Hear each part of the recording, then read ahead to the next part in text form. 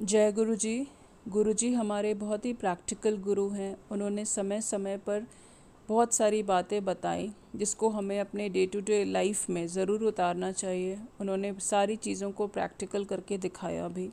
तो आइए उनकी कुछ बातों को याद करते हैं और कोशिश करते हैं अपनी लाइफ में उसको फिर से डे टू डे बेसिस पे प्रैक्टिस करने के लिए।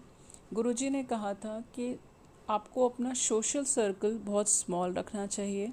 इसके कई बेनिफिट होते हैं, वी ऑल नो। गुरुजी ने कहा कि चुप रहना सीखना बहुत ज़रूरी है। कम बोलने से आपकी आधी से ज़्यादा प्रॉब्लम वहीं पर ख़त्म हो जाती है। जब आप साइलेंस में होते हो, जब आप साइलेंट होते हो, तो आपको आपके बहुत सारे प्रॉब्लम्स के हल खुद बे खुद समझ में आ जाते हैं। तो चुप रहना सीखना बहुत ज़रूरी है। गुरुजी जब ह्यूमन चोले में आए तो उनको उस टाइम पर भी वॉक करने की ज़रूरत पड़ी, भगवान हो के भी। और हम कई बार ये चीज़ों को नहीं करते। हम रेगुलर एक्सरसाइज वॉकिंग अवॉइड करते हैं, जो कि बहुत ही ज़रूरी है। गुरुजी ने कहा था कि आपको 1 घंटा हर दिन वॉक करना चाहिए।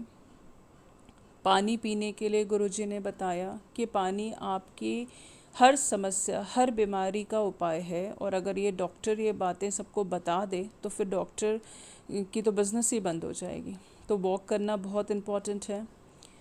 गुरुजी ने कहा था कि आप अगर लोगों को जज करना छोड़ देते हैं, लोगों की निंदा चुगली छोड़ देते हैं, तो भी आप अपने लाइफ को बहुत ही पीसफुल ढंग से लीड कर सकते हैं और आपके कर्मास भी उससे ख़राब नहीं होते।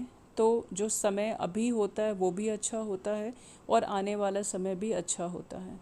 हम कई बार सुनते हैं कई संगत को कि वो डॉक्टर के पास नहीं जाते कि गुरुजी हमें ठीक करेंगे। पर एक हम अगर इस चीज़ को एक दूसरे नज़रिए से देखें तो गुरुजी ने हमेशा ये कहा कि डॉक्टर अपना काम करेगा और गुरुजी अपना काम करेंगे। तो हमें अपने हेल्थ का रेगुलर इन्वेस्टिगेशन जो भी चेक है या डॉक्टर के साथ अगर जाना है नेसेसरी है तो हमें वो अवॉइड नहीं करना चाहिए। हमें ज़रूर जाना चाहिए। बाकी की जो ब्लेसिंग्स हैं, मेडिसिन्स को ब्लेस करना, ये सब गुरुजी करते हैं, पर डॉक्टर के पास नहीं जाना ऐसा गुरुजी ने कभी नहीं कहा। गुरुजी ने कहा आपको मेडिटेशन करना चाहिए। We all know the benefit of meditation. अगर आप अपने हेल्थ का ध्यान नहीं रखते तो आप किसी और का ध्यान नहीं रख सकते। कहते हैं ना कि you can't pour from a empty cup. आप एक खाली कप से क्या ही देंगे ना दूसरे को। तो सबसे पहले ये इम्पॉर्टेंट है कि you must take care of yourself first if you want to take care of others. तो अपना ध्यान रखिए। सत्संग ज़रूर जाएं।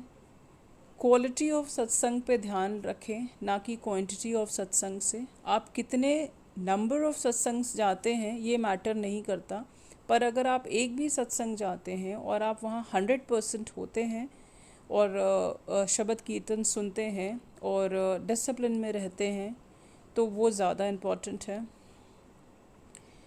गुरुजी पर हम कई बार हर चीज़ों को ये कह के छोड़ देते हैं कि गुरुजी संभालेंगे, गुरुजी करेंगे।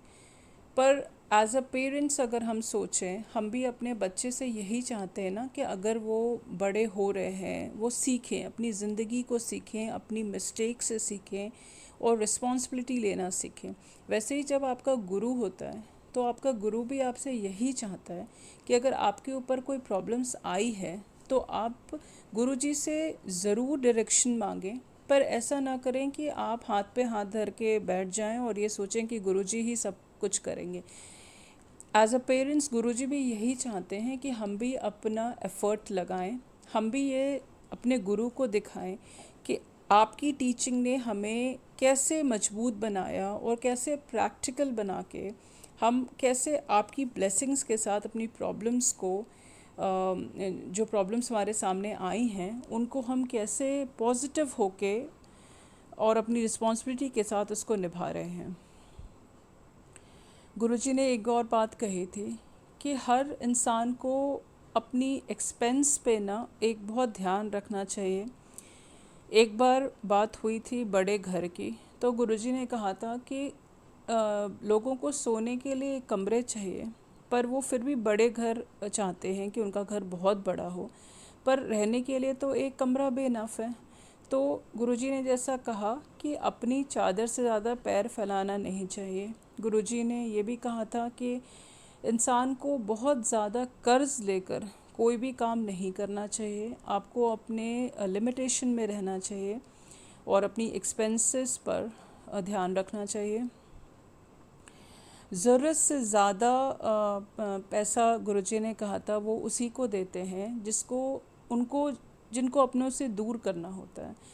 अगर गुरुजी आपको अपने पास रखकर आपकी सारी ज़रूरतों को पूरा करा रहे हैं और बहुत ज़्यादा कुछ आपकी ज़िंदगी में जो आप चाहते हैं, क्योंकि इंसान वो है कि अगर एक गाड़ी है तो दूसरी की चाहत है, एक मकान है तो दूसरी की चाहत है।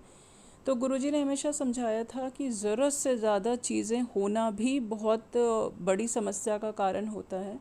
तो जो भी भगवान ने आपको दिया है, आपके गुरु ने दिया है, उसमें खुश रहें और गुरुजी की इन प्रैक्टिकल बातों को अपने ऊपर ज़रूर अप्लाई करें, क्योंकि एंड ऑफ द डे यही काम आती हैं। और गुरुजी भी यही चाहते हैं कि हम सब एक सेंसिबल रिस्पॉन्सिबल ह्यूमन की तरह एक व्यवहार करें और अपनी अपनी रिस्पॉन्सिबिलिटी को निभाएं। मैं आशा करती हूँ कि आप सबको ये बातें ज़रूर रिकॉल हुई होंगी और आपने ज़रूर कहीं ना कहीं ये सुना होगा, गुरुजी की किताबों में पढ़ा होगा, सत्संग में सुना होगा। तो विद द गुरुजी ब्लेसिंग्स हम सब कोशिश करते हैं इन बातों पर अमल करने का। जय गुरुजी।